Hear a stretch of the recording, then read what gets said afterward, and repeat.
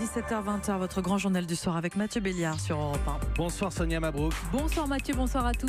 Votre invité Sonia, c'est Hubert Védrine, ancien ministre des Affaires étrangères, auteur de Compte à rebours chez Fayard. Au programme de l'Europe, les populismes, Emmanuel Macron qui doit rencontrer Trump et Rouhani à l'ONU et la place de la France. Bonsoir Hubert Védrine. Bonsoir. La place de la France en Europe et dans le monde dépend de la politique menée, des choix effectués. Au début de son mandat, Emmanuel Macron avait promis que la France serait de retour sur la scène internationale. Plus d'un an après, France is really back. Oui, c'est assez réussi, mais ça n'efface pas le contexte, qui est celui dans lequel les Occidentaux n'ont plus la maîtrise complète des histoires du monde. Les Occidentaux en général, les Américains, les Européens et même la France. Donc il faut faire d'autant plus de preuves d'ingéniosité, de dynamisme, d'énergie.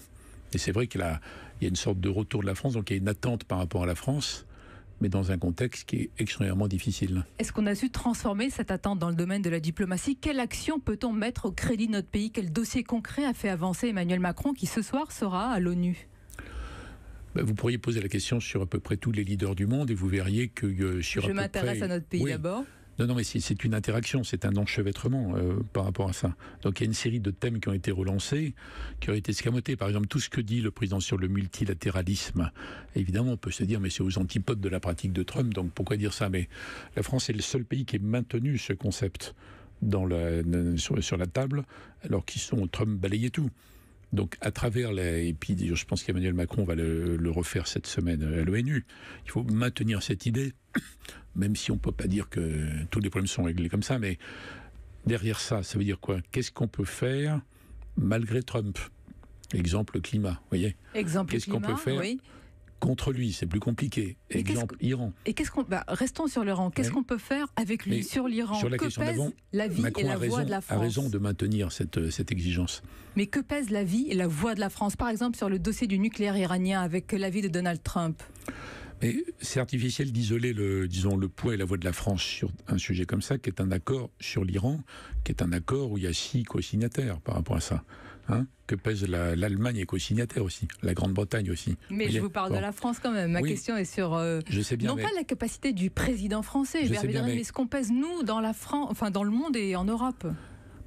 Ça dépend comment on prend le sujet. Si on prend les 195, 16, 17 pays des Nations Unies, on a un pays considérable, on est encore une puissance, alors que les 3/4 des membres des Nations Unies ne sont pas des puissances, ils n'ont aucun contrôle sur rien. Donc la France est un pays qui compte encore beaucoup plus que ce que croient les Français. Maintenant, est-ce qu'on peut faire des miracles? Non, puisqu'on ne peut pas imposer nos solutions, mais même Trump n'y arrive pas. Donc qui va y arriver? Même la Chine ne peut pas arriver à imposer ses solutions. Donc c'est artificiel de poser cette question que sur la France, comme si ça traduisait une sorte d'angoisse pathétique sur un déclin excessif. Donc il y a un problème sérieux concernant tous les pays occidentaux. Maintenant, nous avons des intérêts à défendre, nous avons des objectifs, des idées à promouvoir, et le président le fait avec beaucoup d'énergie et beaucoup de vaillance. Mais est-ce que ça suffit, l'énergie et la vaillance face à Donald Trump? Quelle méthode? D'accord, nous sommes dans un enchevêtrement de nations, mais comment on fait entendre notre voix? C'est très important de maintenir ces thèmes de ce que j'ai dit tout à l'heure. Qu'est-ce qu'on peut faire malgré tout? Regardez dans l'affaire du climat. Trump a sorti l'administration américaine de l'accord climat. C'est totalement inepte par rapport à ça. Mais l'action notamment de la France, notamment du président, fait que beaucoup d'Américains ont continué et que la France les aide. Donc l'Amérique continue. Sur l'Iran, c'est plus compliqué. Est-ce qu'il arrive à prendre en otage tout le système économique mondial dès lors qu'il est numérisé, dollarisé, etc. Bon, donc ça dépend des sujets. Mais vous voyez bien que dans l'Europe d'aujourd'hui, le président français est à peu près le seul à mener ce combat. Mais justement, donc, parlons de l'Europe, parce que les défis sont nombreux. Hubert Védrine, Emmanuel Macron a polarisé le débat entre progressistes, dont il se voit comme chef de file, et nationalistes, comme notamment Viktor Orban, le Hongrois. Est-ce que véritablement c'est une vision réaliste des choses et qui résume ce qui se passe en Europe? C'est une vision réaliste et je pense efficace, à condition que ça s'accompagne de ce qu'il a développé dans son discours devant les ambassadeurs il y a quelques semaines, un vrai contrôle des flux migratoires. Un vrai contrôle des flux. En sanctuarisant l'asile, il ne faut pas confondre avec l'immigration économique.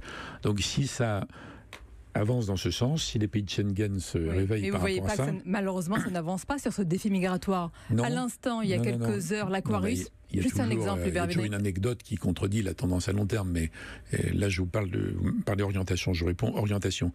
Donc je pense que ce combat-là peut priver ce qu'on appelle les populistes aujourd'hui d'une partie de leur base, si c'est mené. même si c'est contredit par des tas de micro-événements tous les jours. Vous entendez qu'en ce moment, qu'est-ce qu'on est en train de faire? On est en train de donner des leçons, on veut sanctionner la Hongrie. Est-ce que c'est vraiment la bonne stratégie pour lutter contre les nationalismes? Non, la Hongrie n'a pas été sanctionnée par le Parlement européen sur les flux migratoires. Elle a été sanctionnée parce que Orban a accusé... Sur les dérives de l'état de droit. Mais enfin, le peuple hongrois, on ne l'empêchera pas de penser que c'est à cause de la politique migratoire et de son choix de voter Orban qu'on le sanctionne. Ben ça dépend de la campagne.